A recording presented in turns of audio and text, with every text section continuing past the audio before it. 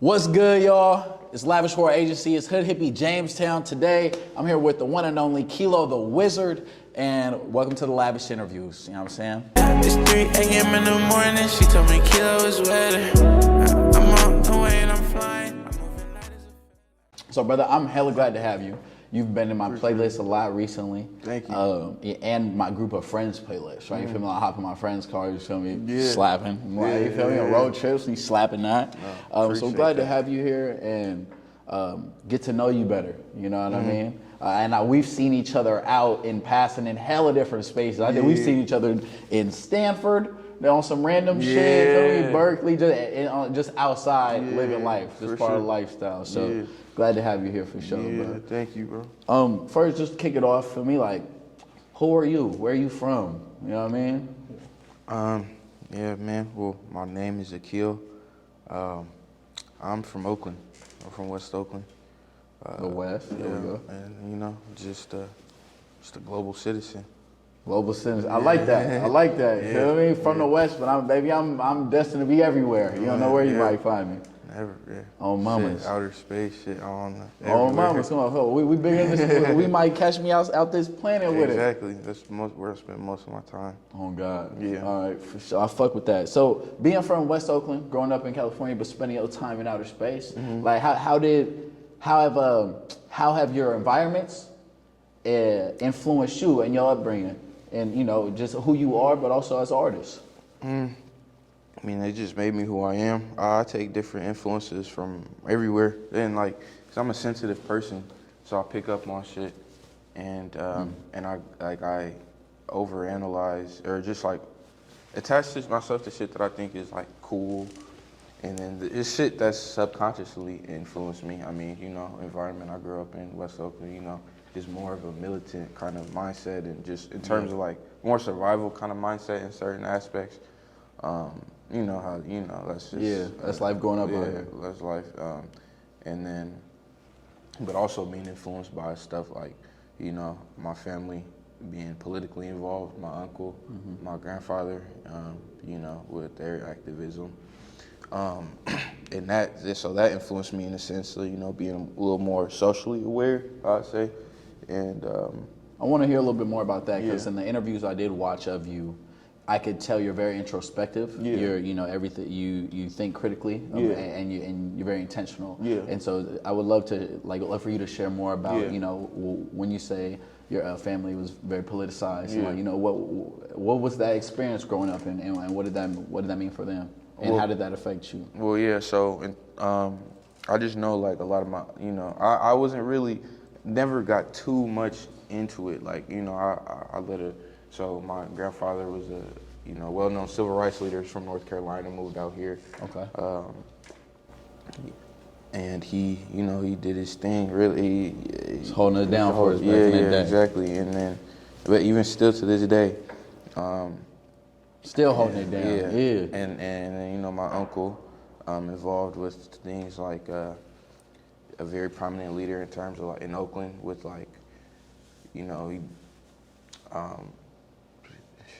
he just his community activism and doing community work and shit like that, and he very big on the revolution, and he directed the Sorry to Bother You and hella shit like Word. That. Yeah. Oh wow. Yeah. And Sorry to Bother You is my shit. I fuck with that. Yeah, exactly. So just that whole idea of that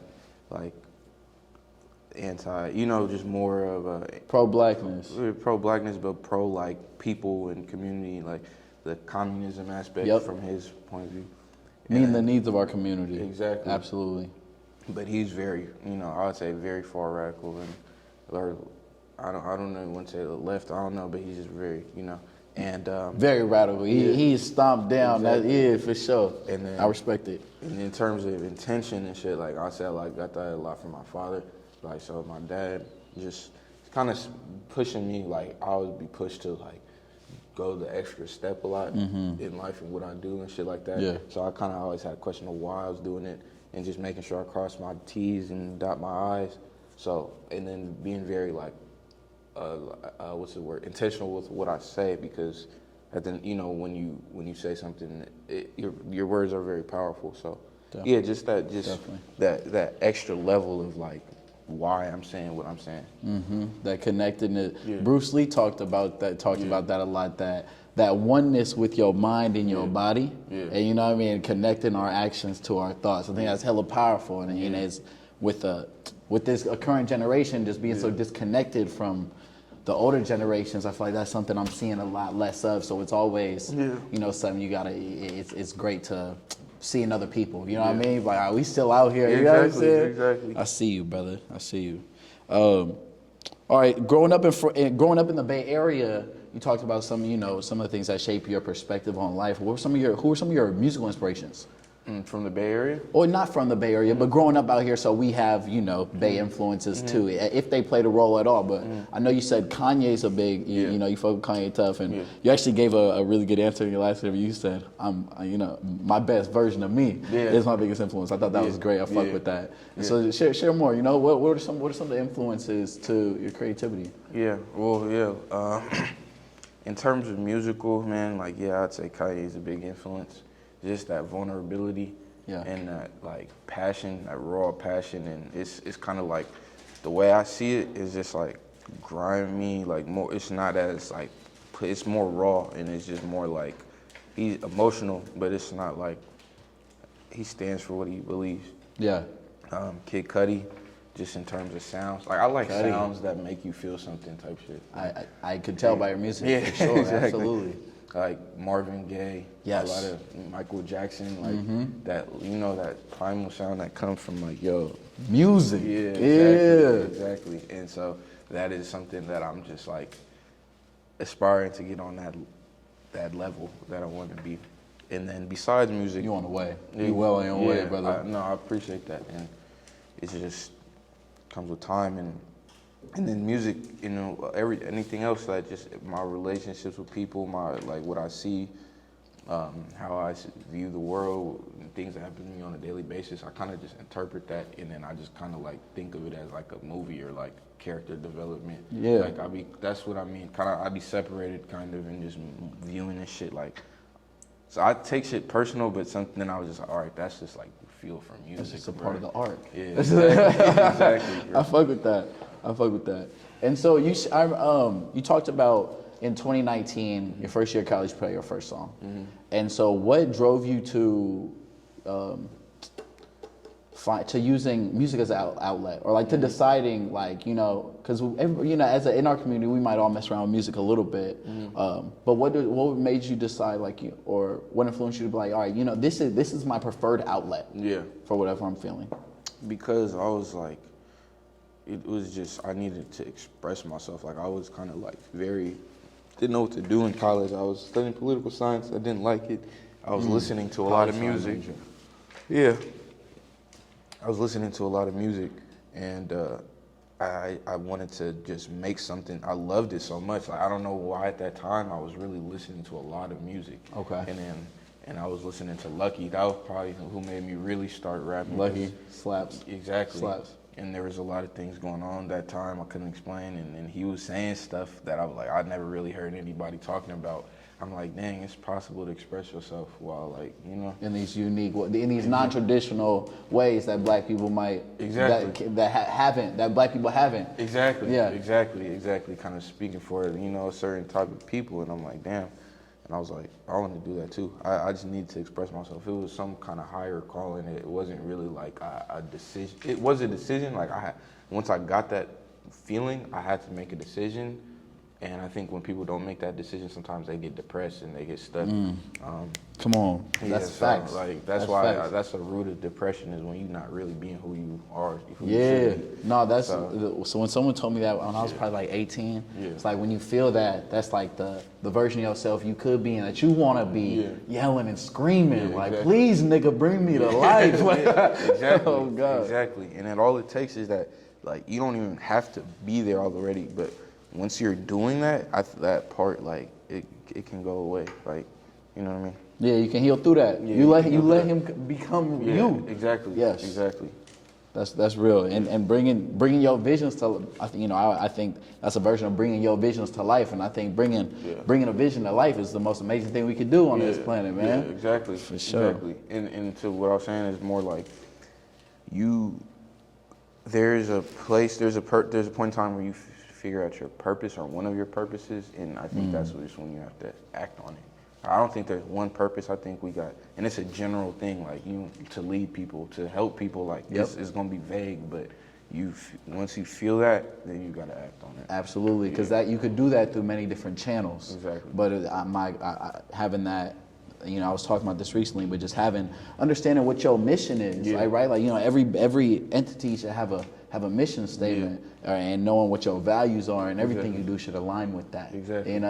And when you're not, because when you have that mission statement, your reference point then you can always look at your actions. Like, you know what, I might be a little off course right now. Yeah. Because I believe the spirit is meant to do this work. That's what I'm supposed to be doing. I'm a little out of pocket right now. Yeah. For sure. Can always course correct. Hell yeah.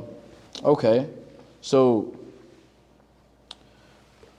for using music as an outlet, and a lot of people do, right? But not everybody's great. You know what I mean? You make really good music. So what's your goal for the next couple years with music? Or where do you maybe less so goal? Where do you see yourself in the next 5 years? Yeah, with music, I see myself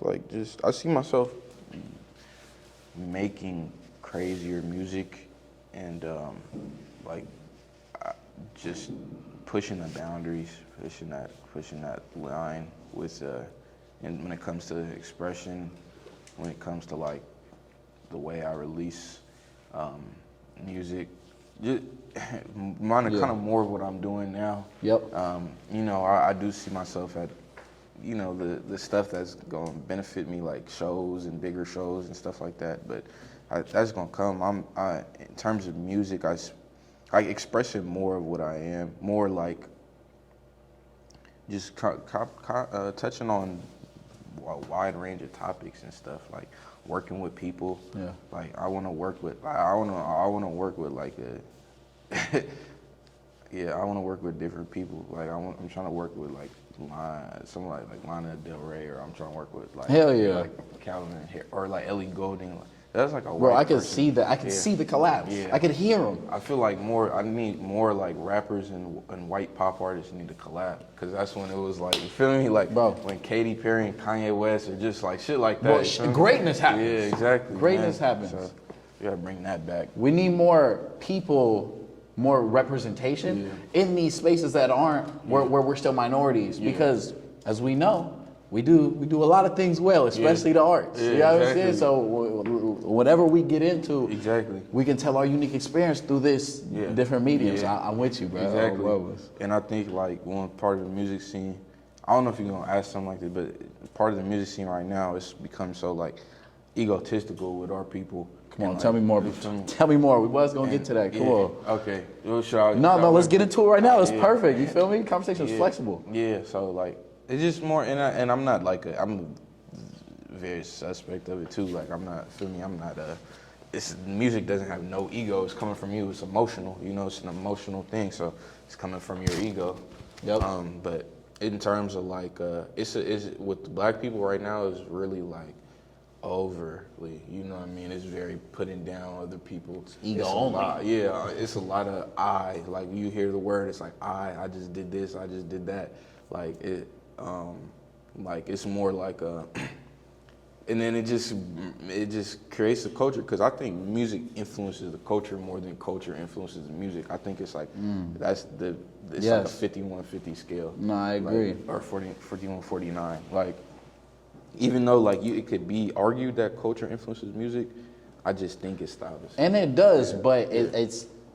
I'm with you that I think music has a larger role in influencing culture than the other way around. Because you're looking at media, if you're looking at media and just sit in your ear all the time, it's going to enact you to act a certain way and shit. and people know this. Like, you feel me? Like, along with a poor education and a lot of households missing a father, and like so if all I'm hearing is perpetuation of violence, you know, dehumanization of women, and fucking go get this money with no moral direction, then that's all I'm gonna fucking do. That's my understanding of what a young man is now. Exactly. For sure. Yeah. And so, all right, speaking on the culture, right, and we're in the music scene right now, what's your perspective on the current, first, the Bay Area music scene, right? I mean, and, you know, how do you feel about where the Bay Area music scene is right now? What is it, you know, how do you feel about it? I think Bay Area niggas, I think they are not pushing that line creatively. Like, there's no, Talk about like, it. you know what I mean? Like, Talk about it. It's just, all right, it's a lot of the same beats, a lot of the same recycled lyrics, and it's not even the style of music, like, I don't know, like gangster rap or drill rap or whatever.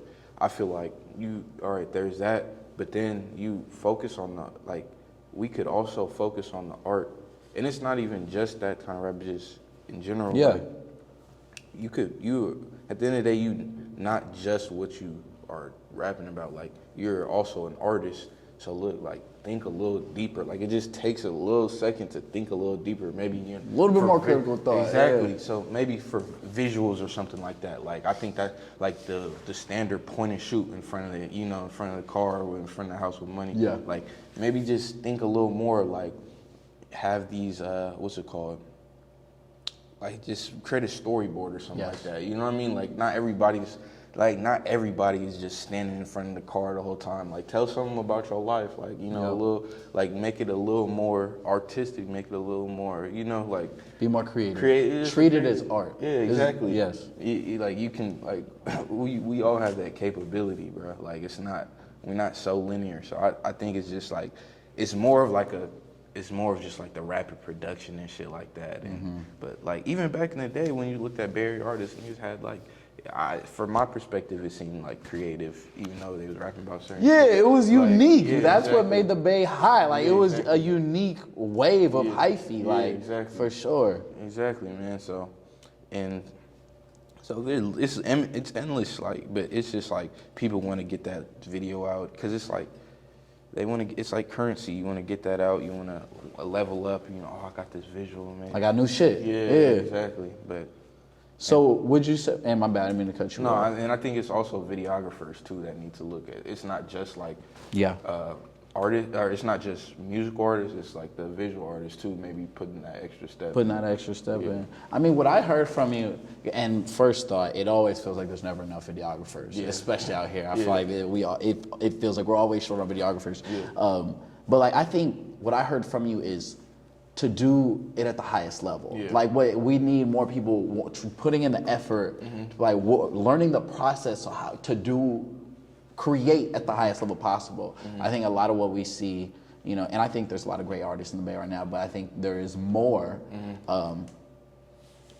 rappers and I don't even, you know, artists that are not working to figure out how do I do this to the highest level. I mean, and just like, let me write these lyrics down. I don't care if anybody around me doesn't think they're good, even though that's what my group is for, feedback, you know what I mean? And I don't care what we shoot for the video, I'm gonna just do what I see, you know? And I think as great as this time is for the Bay Area right now, I think there's definitely a lot of mediocrity, and I agree with you there for sure.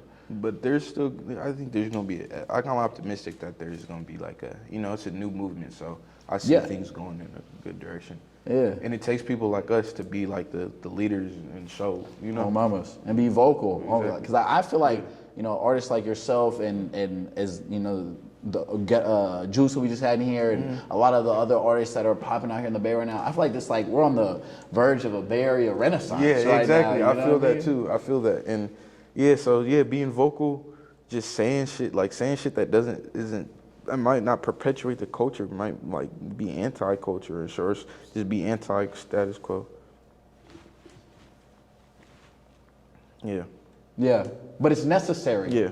It's that to reach that level of high quality, truth is necessary for growth, and I feel like you're the type of brother who's very aware of that. With you know the level of introspection I feel from you. Yeah. For sure. Talk to us, brother. The project you dropped recently was fucking heat. I love it. I like nostalgia overload too. But tell us about this project. Talk us through what is it? We wear pretty faces. Yeah. What does it mean to you? What did you want users to digest from it? What's your favorite track off it? Yeah. So right now, I mean, that shit we put on Pretty Faces is just like when you wake up every day. It's just like we put on a mask. That's kind of how I was feeling. The music doesn't exactly translate to that, but my art is kind of like the title will be something, cover will be something, music will be something. It's kind of like, It's all different abstract pieces you can digest separately almost. Yeah. Okay. And then, so I wanted it just to feel like and then the visual aspect, I wanted it to look like a grungy luxury type shit. Hell yeah. Like a very like. Definitely bummy, get that vibe. Yeah, but like a blue collar swag, like bummy at the Grammys award type shit. Hell yeah. Real 80s rock star shit. Exactly. Yeah. So that was kind of the idea behind that, and just updated sounds with my music, really. Just updating the sounds. I like that. Updating the sounds, for sure. Yeah. And so what's your favorite song off that project? I don't have one. I like No Feelings Involved.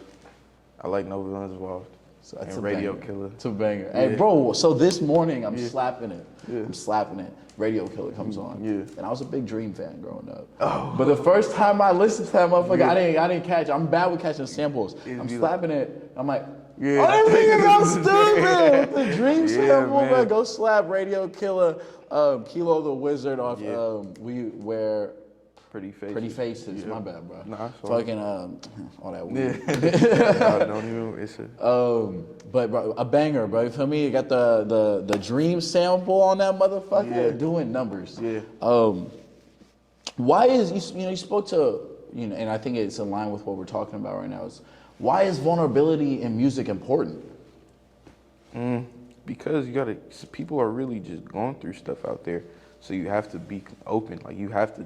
That's that sacrifice you have to make to inspire people, to relate to people, because that's what music is. That's what it's about, connecting to people and shit like that. So being who you are, you can't just sometimes you can to get those club hits, but when you are truly yourself, that's when you get those people and really motivate people. Hell yeah. Save people, inspire people to do this, do that. You know what I mean? Yep. So. Creating music to narrate stories and emotions that are relatable. Exactly. I get that. I love that. Yeah. That's needed. Yeah. That's needed. Art heals. Exactly.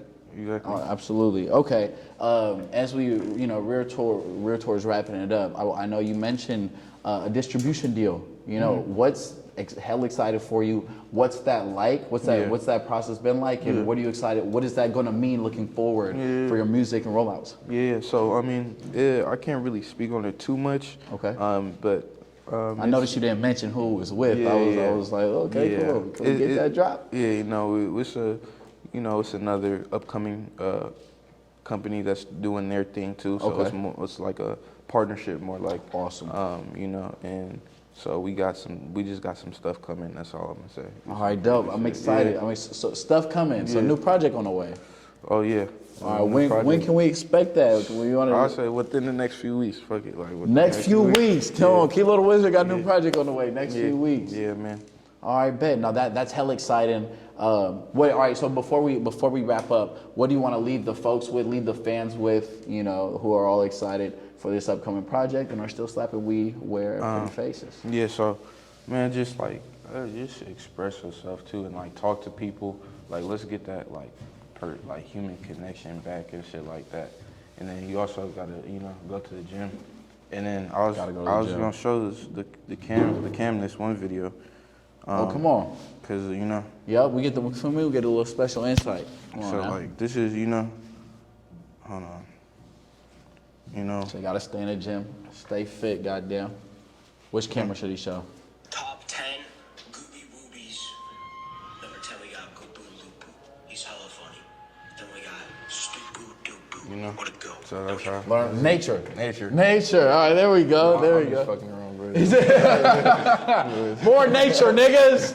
Get to nature and work your ass out. Get some push-ups in. On mamas, take care of yourself. Yeah. Oh God. Yeah, bro. Straight up. Hey, bro, we're glad to have you, brother. On mamas, I'm hella excited to watch your career continue to grow. Sure. Glad to have you here. You know, hopefully we can get you in for some collabs with some of the artists. You know, Air Max Jordan, Lark Lobots, AXA, and work with you more often, bro. Hell yeah, bro. Absolutely. I'm excited. Hey. Future holds. The future has a lot of greatness on the way. Yeah. This is another Lavish World interview. Y'all tap in with Kilo the Wizard, or what's the @? Kilo the Wizard on Instagram. That's, you know. On IG, go get it. Go get it. Tap in with the new project. We wear pretty faces, and new ones on the way. It's your boy Hood Hippie Jamestown, Lavish World Agency. You dig. Tap in, like, comment, subscribe, all that.